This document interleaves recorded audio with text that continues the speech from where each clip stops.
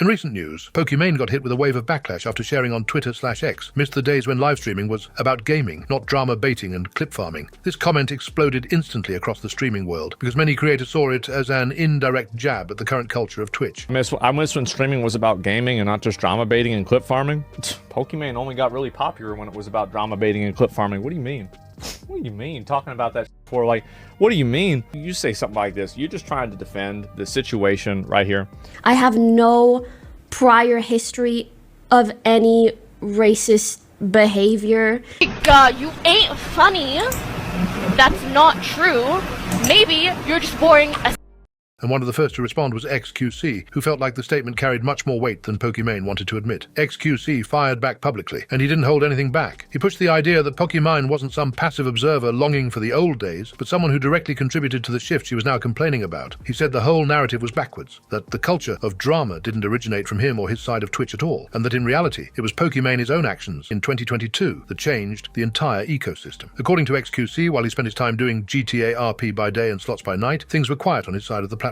He wasn't chasing drama, he wasn't stirring controversy, he was streaming in his own lane. But then he said everything changed the moment creators, specifically Pokimane, started farming him and Trainwreck for drama and clicks. He claimed that she and others amplified the slot streaming controversy for clout, using them as targets to build a moral stance and fueling a cycle of outrage that reshaped what Twitch content looked like for years. Miss me with that energy, he wrote. Walk the walk. This reopened old wounds from the 2022 gambling drama, one of Twitch's most divisive periods. During that time, debates over gambling content became so heated that Twitch eventually introduced rules banning streams from major crypto casino sites like Stake, Rollbit, Jewelbits, and Roobet. And throughout that battle, Pokimane was one of the loudest figures speaking against creators like xQc and Trainwreck, accusing them of normalizing harmful content and profiting from it. xQc reminded everyone of this, saying that the fallout from that era did more than just end gambling streams. He claimed it completely dissolved the most prominent streaming circle, wrecking friendships, splitting the community, and leaving a permanent divide. In his eyes, that collapse was one of the reasons Kick emerged as an alternative platform, because the culture war around Twitch had cracked the creator space so deeply that competitors suddenly had room to grow. His point was simple. The fractures, the tribalism, the rivalry, the drama ecosystem, none of it came from him. It came from the moral crusades and community-splitting outrage of 2022, which he says were fueled heavily by Pokimane's commentary. After xQc fired back, Ludwig and xQc went back and forth in the following. You can reply to her post directly. It's on the same website. Also, I just read this again, and WTF are you even saying? People know where I stand on everything always. Do you think she doesn't know that's how I view things? Pick unrelated? Yeah, just say it to her instead of replying to Fearbuck, you are 30 years old. Learning how to grow a spine from Jellywig. Not sure this is the best career decision, Luddy boy. It's Twitter. Nothing that happens on this website matters. We're both going live tomorrow to stream video games to thousands of people. Just enjoy your time on the Spinning Rock Man. Speaking about spineless, how does Hassan's shock collar feel? Oh, but you can't get offended. Just enjoy your time on the Spinning Rock.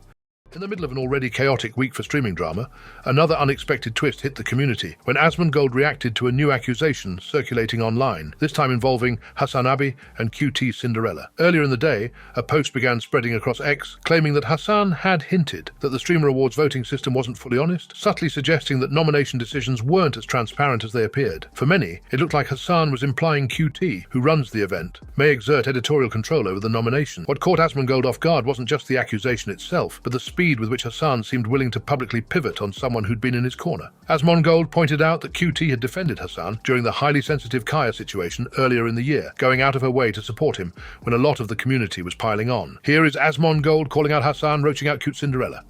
He didn't get nominated for anything? Dog, it's voting. You didn't vote, which I don't even think it's that. I'm gonna be honest. I think we have a pretty big community.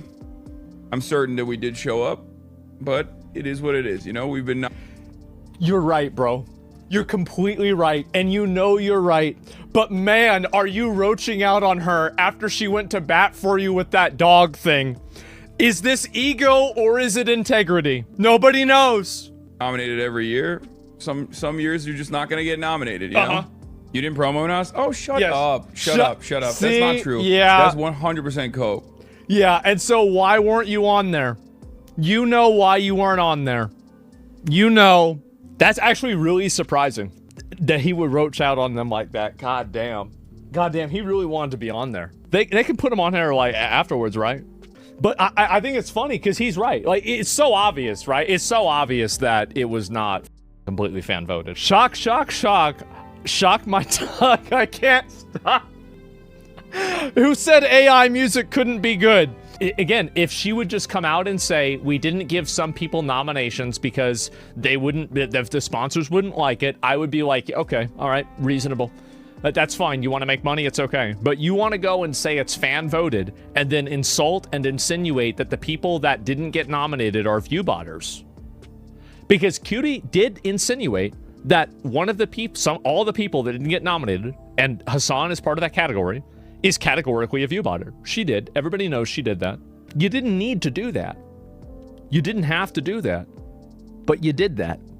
Wouldn't really call it a defense. She thought she was defending him, but she confirmed the tape and removed prongs. She confirmed what everyone suspected and knew, that he modified the collar and that it wasn't a simple vibration collar. Dog Shock Guy is currently on a China propaganda trip. Who knows what shock technology he will bring back home from Shanghai?